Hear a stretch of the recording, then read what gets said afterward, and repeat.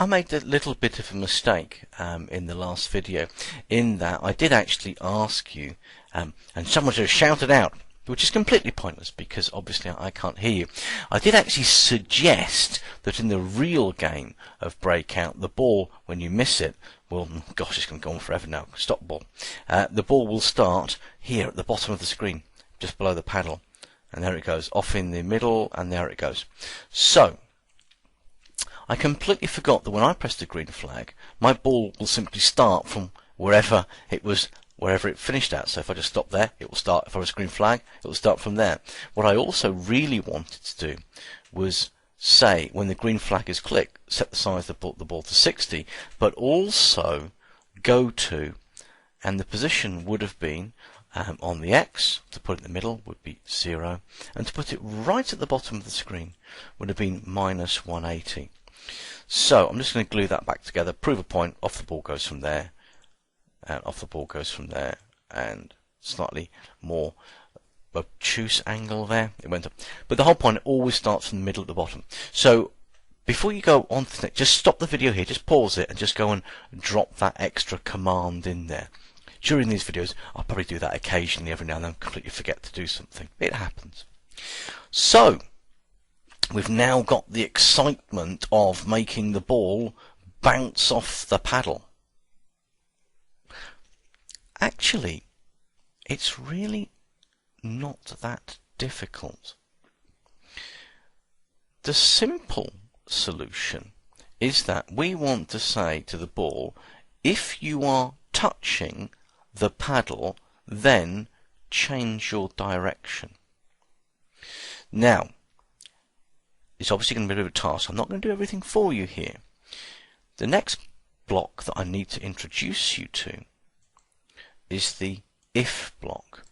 And you can see here inside the if block is a little, is it a hexagon? It's sort of, or a parallelogram, I don't know what it's called, a little slot, I shall call it, in which we can drop these things. And what we want to do is say, ball, if you are touching the paddle, and look, you've got two options here actually. This is kind of three, but we're going to focus on the first two. You've got touching this one here, which you've got to drop down. And you can see that here we have mouse pointer and edge. They're sort of always there. But underneath here, you find that you get a long list of all the other sprites apart from the one that you're on. Now at the moment in time, I've only got my paddle, so that's the only option available to me. And of course, that's the one I want to use. I could do touching colour and then actually choose the colour of the paddle. You can see it changed there. But I'm going to give you a little bit of advice. I tend to find that it's probably better to use this one at this moment in time. So we're going to need this one. And then, of course, what we want to do is change the direction. So we want to point in a new direction. Now, I think I'm going to have to give this one to you at this moment in time.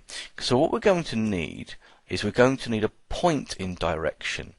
But how do we work out the direction of the bounce? Well, actually, there's a really easy, simple, it's a very simple solution to it, and it's nothing more than you simply say that the new direction is going to be 180 minus, and in here, if we go to motion, you actually find, just like we have with the X position, X position is sensing the mouse here, there are certain mouse X, there are certain things that when you're playing a game, Sratch is always keeping a record of in the background. And one of the things that Sratch is always keeping a record of is the direction that an object is travelling in. So to flip it round, we just see 180 minus the direction that it came in. So, those are my little blocks that we're going to need. And I'm going to let you do that now. But when you glue them all together, you need to think about where that needs to be glued inside this piece of code here. So I'm going to let you have a crack at that one for yourself.